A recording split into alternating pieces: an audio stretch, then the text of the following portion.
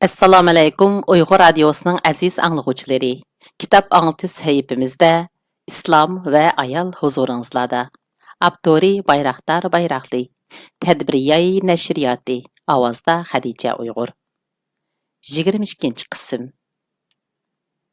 6-tema jamoat huquqi. Kishining o'zi tug'ilgan jamiyatning madaniyati bo'yicha tarbiyalanishi haqiqat. Kishi o'zi tug'ilgan jamiyat orqali nurg'unlagan qimmat qarashlarga ega bo'ladi. Til, din, axloq qoidasi va urf-odatlar uning xarakterini shakllantiradi.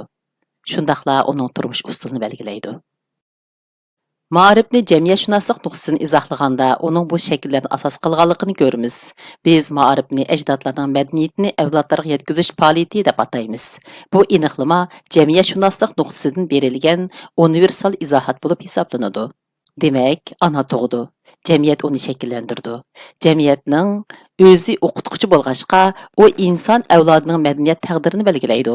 Jamiyat uning qaysi tilda so'zlashganligini, qaysi e'tiqod sistemasini qabul qilganligini, axloq qoidasining qaysi an'ana va qimmat qarashni asos qilganligini belgilaydi. Shunlashqa jamiyatning roli anaga o'xshash muhim bo'lib qolmay, yana ba'zida uningdan ustun turdi. Bala tug'ilgan qadar ana, maktab yoshigacha oila, maktab yoshidan keyingi mezgilda maktab va jamiyatning roli asosiy o'rin turdi. Ota-onalarning haq-huquqi ularning biz uchun qilgan ajr amgaklaridan kelganga o'xshash, jamiyatning huquqimi uning bizga berganlaridan keladi. Demak, haq-huquq baxsh etgan ajr xizmatdan keladi. Emgak bo'lmagan yerda haq-huquq izlash xato. Kambag'al va yetim bolalarning haq-huquqi hammaga qodir Allohning bizga bergan ne'matlaridan kelgan. Endi bizga ko'p ajr singdirgan jamiyatning ustimizdagi haq-huquqi ustida to'xtalib o'taylik. Birinchi, davlatning qo'g'dinish haq-huquqi. Ma'lum bo'lganidek, bir millatning tashkillangan holatini davlat deb ataymiz. Bayrog'i, tuprog'i va mustaqil ijtimoiy organlar orqali davlat bizni qul bo'lishdan qo'g'daydi. Bizni boshqa davlatlarning tajovuzidan qo'g'dagan va bizning madaniyat, shon-sharaf ham iqtisodiy mustaqilligimizga kafolatlik qiladigan qurilma davlatning ustimizda haqqi bor. Ko'pincha kishilar davlat bilan hukumat hukmini farqlantira olmagachga, ular hukumatni tanqid qilishning o'rniga davlatni tanqidlaydi. Davlat qonunliq apparat bo'lib, u dindor yoki dinsiz bo'lmaydi. Chunki qonuniy apparatlarning e'tiqodidan eg'iz ichish mumkin emas. Davlat go'yo soyivanga o'xshash bo'lib, har qanday aqida uning oldida barobar bo'ladi. Uning vazifasi bir aqidani himoya qilib, yana birsini chetga qiqish, bostirish emas, balki ma'lum madaniyat va e'tiqod guruhlari orasida to'qinish chiqishning oldini olish hamda har bir kishining o'z sohasidan chetnamagan holda maqsadiga muvofiq xizmat qilishini kafolatga ega qilishdan iborat. Davlat bu xizmatlarni ijro qilganlikdan u ta'minlagan mulozimatning badili sifatida ustimizda haqqi shakllanadi, ya'ni biz uningga qarzdor bo'lamiz. Bu qarzlarning eng muhimi itoat qilish majburiyatidir. Albatta, itoat qilishning tartibi bor. Hammaga qodir Alloh bu tartibni tuvandagidek bayon qilgan. Ey mo'minlar, Allohga, Allohning elchisiga va ish ustidagi amr davlatga itoat qilinglar. Nisa surasi 59-oyat. Bu oyatda 3-o'rin turgan va biz davlat deb izohlagan ulul amr iborasi sizlardan bo'lgan huquqdorlar degan ma'noni bildirdi. Agar uningga qisqa va tushunishli ma'noni bersak, sizlarning davlatinglar deyishki bo'ladi. Demak, din sohasidagi itoat hukmi Alloh payg'ambar va davlatni o'z ichiga oladi. Bu orqali Alloh davlatga itoat qilishni majburiyat deb qabul qilgan bo'lib, Qur'onda uningga hukm sifatida o'rin bergan. Boshqa oyatlarda bo'lsa, boshqa organlarimi itoat hukmi doirasiga kiradi. Ammo Qur'onning davlatga bo'ysunishni qanday shaklda belgilaganligini aniqlab chiqish biz uchun intayin muhim. Davlatga bo'ysunish ijtimoiy majburiyat bo'lib qolmay, yana diniy majburiyat hisoblanadi. Bu itoat hukmi yana tuvankilarni ko'rsatadi. Davlatning o'g'isidan bir chimdim to'pa, timidan bir puchuq xish ilishga bo'lmaydi. Hamda uni ulug'a o'rg'olashga texim bo'lmaydi. Chunki davlat gumroh bo'lsa, millat halok bo'ladi. Millatning barliq diniy va madaniyat qimmat qarashi davlatga tayinib saqlanib qoladi, taraqqiy qiladi va gullanadi. Ikkinchi, jamiyatning axloqini qo'g'dash majburiyati. Jamiyatning urf-odatini va qimmat qarashini qo'g'dash shaxslarning ustidagi majburiyat bo'lg'achqa, jamiyat hurmatlaydigan qimmat qarashlarni dafsanda qilmaslik va ularning mavjudligi uchun butun kuchi bilan tirishish shaxslarning majburiyati bo'lib hisoblanadi. Shunga jamiyatni bu mulozimat bilan ta'minlaydigan shaxslar davlatning ular ustidagi haqqini ado qilgan bo'ladi. Zinoga, ya'ni oshkora yoki yoshirin yomon ishlarga yaqin kelmanglar. An'am surasi 151-oyat. Hammaga qodir Alloh axloq qurilmasini saqlab qilish uchun yushurun yoki ochiq oshkora holda ilib berilgan har qanday jinsiy axloqsizlikni cheklagan. Maxfiy va ochiq oshkora holda ilib berilgan har qanday yomonlik zinoni cheklishining Allohning o'ziga hech qanday foydasi yo'q bo'lib, uning foydasi shaxs va jamiyatga bo'ladi. Chunki shaxs va jamiyatning axloqi davlatning mavjud bo'lib turishiga kafolat qiladi. Jamiyat bizga bergan, baxsh etgan va bizga ta'minlaganlarning badaliga axloqni qo'g'dash majburiyatini zimmamizga yuklaydi. Zina jamiyatning jon tomiriga zarba beradiganligi uchun u jamiyatning ulug'i qo'langan o'ri hisoblandi. Tarixda jamiyatlarni gumroh qilib o'tgan tahdid xatarlar orasida zulm va axloqsizlikning eng oldingi o'rinda turadiganligi bizga ma'lum. Yaxshilikning jamiyatda taraqqiy qilishi, ommalashishi va yildiz tortishi uchun yomonlikdan yiroq turish kerak. Jamiyatning farovonligi uchun xizmat qilish, uning ruhiy, jiniy hisoblanadigan milliy va ma'naviy qimmat qarashlarini saqlab qilish, uni kasal meyib qiladigan bozg'unchilik harakatlardan saqlanish biz tug'ilgan va yashayotgan jamiyatning ustimizdagi haqqi bo'lib hisoblandi. Oyatdagi yaqin kelmanglar ifodasi jamiyatning axloqiy qimmat qarashiga xiloflik qilish u yoqda tursin, hatto ularga nochor usul bilan muomala qilishning to'g'ri emasligini ko'rsatib berdi. Biz ilm-fan, iqtisodiy, siyosiy va jinsiy axloqni bu doiraga kirgizgan vaqtimizda ijtimoiy majburiyatning qanchalik darajada kengaydiganligini texmi yaxshi tushunalaymiz. Tinchlik va bexatarlik jamiyatning jini bo'lsa, adolat, tinchlik va bexatarlikni jonga aylantirib, jamiyatga hayotlik ato qiladi. Tövanda biz bu qiymatlar haqida tartib bilan to'xtalamiz. Birinchi, tinchlik. Tinchlik ijtimoiy hayotning tabiiy haq-huquqlaridan biri hisoblandi. Barliq qimmat qarashi va tarbiyasi bilan biz uchun bushishga o'xshaydigan jamiyat bizning tinchlikni barpo qilishimizni, uni buzmasligimizni kutadi. Tinchlik tarafdori bo'lmagan shaxslarning jamiyatga og'ir ziyon yetkazadiganligi ko'z yumg'il bo'lmaydigan haqiqatdir. Chunki shaytonga agashgan va uningga cho'qinganlardan shayton talab qilgan qurbonlik ijtimoiy tinchlikni buzish bo'lib, Alloh tinchlik va shayton hukmini Qur'onda o'xshash bir oyatda tilga olgan. Bu oyat mundoq: "Ey mo'minlar, hammanglar islomga, tinchlikqa birlikda kiringlar. Shaytonga agashmanglar, chunki u sizlarga haqiqatan oshkora dushmandir." Baqara surasi 208-oyat. Tinchlik tarafdori bo'lish Allohning amri bo'lib, Allohning amrini o'rindashmi ibodat hisoblandi albatta. Har qanday bir ibodatning ajriga savob beriladi. Tinchlik tarafdori bo'lish shaytonga agishishning oldini olg'ashqa, Alloh oldi bilan tinchlikka buyurib, ondan shaytonga agishishdan to'sgan. Demak, tinchlikni tarik qiluvchilar shaytonga agashgan bo'ladi. Ijtimoiy tinchlikqa to'sqinlik qiladigan, tinchlik obidasining toshlarini qumurishga uringan, tinchlik bulg'idan ichishni xohlamaydigan kishilar shaytonning chakorlari bo'lib, shayton o'zini iloh sifatida inson ko'rsatganda tabiiy holda insonni qurbonlik qilishni talab qiladi. Shayton talab qilgan qurbonlik bo'lsa, tinchlikning jon tomirini kesib tashlashdir.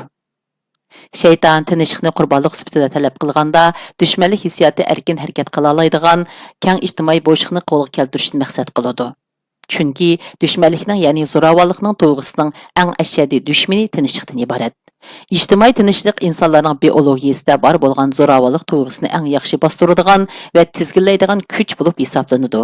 Shayton faqat bu kuchni qurbon qilgandila, ondan insonga o'zining ilohligini qabul qildira oladi. Shundaqla uning irodasini kontrol qiladi. Shayton oldi bilan odamning ichki dunyosiga aql, qalb va nafsi o'ttirisiga psixologiyalik tinchlikni o'ldirishni maqsad qiladi. Xuddi Hazrati Hamzaning ichki a'zolarini yeb, qinini sho'rg'an hindoga o'xshash, aql, qalb va nafsining ma'naviy poytaxtidagi tinchlikning qinini shumirib, usuzligini qondirishga uringan shayton bu qurbonliklar orqali eng cho'ng utuqni qo'lga keltirdi. Demak, shaytonga cho'qinish bilan tinchlik o'rnatishning hech munosabati mavjud. Shaytonga xizmat qilganlarning ibodatxonasida tinchlik mavjud emas bo'lib, dushmanlik tuyg'usi shaytonning ibodatxonasi hisoblanadi. Kishilar orasida adovat urug'ini chachadigan va tafriqchilik paydo qiladiganlar amaliyotda shaytonga ibodat qilgan bo'ladi. Tarixdan ma'lumki, jamiyatning tinchligini buzganlarning ibodatxonasi kichik, ammo insoniyatning, ya'ni xalqaro tinchlikni buzganlarning ibodatxonasi g'oyat cho'ng bo'ladi. Shaytonning ibodatxonasining eshigiga mundaq jumla yozilgan: tinchlikni qurbon qilmaganlar bu eshikdan kirolmaydi. Shaytonga cho'qing'uvchilarning kim ekanligi aniq bo'lib, insoniyatning xushalligining asosi bo'lgan tinchlikni qurbon qilguvchilar shaytonga cho'qing'uvchilar bo'lib hisoblanadi. Ikkinchi, ishonch. Tinchlik bo'lgan yerda ishonch bo'ladi. Boshqacha aytganda, tinchlikning o'zi ishonch paydo qiladi va uni kuchaytiradi. Shunga ishonchmi xuddi tinchlikka o'xshashla jamiyatning haq-huquqlaridan biri hisoblanadi. Jamiyatning yoki jamiyatlar aro munosabatlaridagi ishonchga buzg'unchilik qilganlar jamiyatning va insoniyatning huquqiga daxl-daruz qilgan bo'ladi. Cəmiyyət və insaniyyətin xoşallığı, tinchlik və ishonch deb atalgan qo'sh emchakdan emilgan sut bilan zich munosabatlik. Ana suti balaga jismoniy jihatdan, ya'ni sog'lomlik va ozuqlik jihatdan nimalarni ato qilgan bo'lsa, tinchlik va ishonchmi jamiyat va insoniyatga o'xshash narsani baxsh etadi. Aldi bilan tinchlik ko'ksidan ishonch deb atalgan qiz sut emib cho'ng bo'ladi. Ondan keyin ishonch va tinchlikdan iborat jamiyatning haqqi bo'lgan baxt sutini o'z ko'ksi orqali insoniyatga beradi. Demek, tinchlik va ishonch mavjud bo'lmagan jamiyatlar onasidan ayrilib yetim qolganlar qatorida yetim hisoblanadi. Ma'lumki, yetimning haqqi intayin og'ir bo'ladi. Tinchlik, safolik va madaniyatli kishilarning ishi bo'lib, tinchlikni qanday usulda, nima bilan barpo qilamiz deb so'rag'ishlarga biz mundaq javob bera olamiz. Aqlni ishiltib, tafakkur qilish, bilimga sohib, haroratlik imonga ega bo'lish va kishilarni hurmatlash fazilatiga yetish orqali tinchlikni barpo qilgan bo'ladi. İnsonni suyish, nurg'un ishlarni uning bilan o'rtoqlashish va uni yuqori ko'tarish uchun zo'r tirishchilik ko'rsatish tinchlik deb atalgan qimmatning asosi.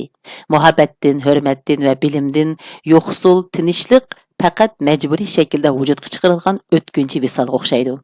Ya'ni u quruq emizgini emishdan boshqa narsa emas, xolos. Şeytan insanın düşmanlık tuyg'usini uyg'otganda kishilarni tafriqchilik amchigidan emdirib, ularni samirtidi.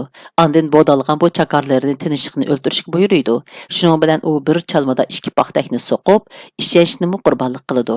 Agar biz ta'lim tarbiya xizmati orqali tinchlik va o'zaro ishonchni vujud chiqarishga muvaffaq bo'la olsak, u chaqda shaytonning amchigini quritayotgan bo'lamiz. Navbatda jamiyatimiz va insoniyat tinchlik va ishonchga tashna bo'lib, uni taqozolik bilan kutmoqda. Onun yo'liga zo'r umid bilan qaramoqda. Biz millatning mavjudligini kapolatga ega qilib turgan davlatni qo'g'dashni, ommaviy axloqiy qimmat qarashlarni muhofazat qilishni, shundaqda tinchlik va ishonchga ziyon yetkazmaslikni jamiyatning haqiqiy qatoridan hisobladik. Endi biz jamiyatning ustimizdagi boshqa haqlar ustida to'xtalib o'taylik. 3. Haqiqatni aldamaslik. Aldamaslik uqumidan maqsad xalq ommasiga haqiqatni so'zlash, undaqda ommaga haqiqatni so'zlashning ma'nosi nima? Tuanda biz buningga bir qancha jihatdan javob beramiz. 1. Adolatni aldamaslik. So'z qilgan vaqtinglarda tuqqanlaringlar bo'lsa-mu adil bo'linglar. An'am surasi 152-oyat. Gerçi tuqqanlari bo'lgan taqdirdimi guvohlik berganda yoki boshqalarga aytib berganda adil bo'lish eng chong fazilat hisoblanadi. Alloh bu farmon orqali qabila madaniyatini asos qilgan arab jamiyatini zamonaviy jamiyatga aylantirishni maqsad qilgan edi. Gerçi jinoyatchi tuqqani bo'lsa-mu qonunni, ya'ni adolatni aldamaslik uchun haqiqatni aytib adolat tarafdori bo'lgan kishi fazilatning yuqori pallasiga yetgan bo'ladi. Mana mushundaq shaxslar o'z jamiyatlarini ibtidoiylikdan qutuldirib qoladi. Ey mo'minlar, Allah uchun guvohlik berishda o'zinglarning yoki ota-onanglarning va tuqqanlaringlarning ziyni bo'lgan taqdirdimi adolatni barpo qilg'uvchilardan bo'linglar. Boy bo'lsin yoki faqir bo'lsin, hamon adil bo'linglar. Bilinglarki, Allah ularga sizlardan yaqin. Nafsi xohishinglarga ergishib adolatdan burilib ketmanglar. Agar tilinglarni to'lg'isanglar yoki guvohlikdan bosh tortsanglar, undaqda Alloh haqiqatan sizlarning qilmishinglardan xabardor bo'lib turadi. Nisa surasi 135-oyat. O'zing ota-onasining, tuqqanlarining, boy yoki kambag'alning ziyniga bo'lsa-mu, haq adolatni aytish, qonun bayrog'ini qo'g'dash deganlik bo'ladi. Chunki qonunni aldashga urinish jamiyatning haq huquqiga daxl taruz qilishdan boshqa narsa emas. Hissiyotiga berilib adolatdan chetnab ketganlar yoki haqiqatni bilib turib uni aytmaganlar haq huquqni dafsani qilg'uvchilar bo'lib hisoblanadi. Haq huquqni dafsani qilib qonunni qaymoqtirdiganlar amaliyotda jamiyatning timidan xo'shallik, qarindoshlik va farovonlik kesikini qumurib tashlagan bo'ladi. Aniqki, bunda qilganlar Alloh va insoniyat oldida javobgar bo'ladi. Tegidan aytganda adolat bayrog'ining javlon qilishiga to'sqinlik qilgan bu kishilar millatning mustaqilligini zaxmlantirish va uni o'limga ittirish jinoyatini sodir qilgan bo'ladi. Mana bular jamiyatni zulmatga itiradigan, ibtidoiylikni tirildirgan qora niyat kishilar bo'lib hisoblanadi. Aziz radio anglag'ich do'stlar, bu qitimliq kitob o'qishimiz mushad oyoqlashdi. Kelar qitimliq ko'rishaylik. Xayr-xo'sh, Allohga omonat.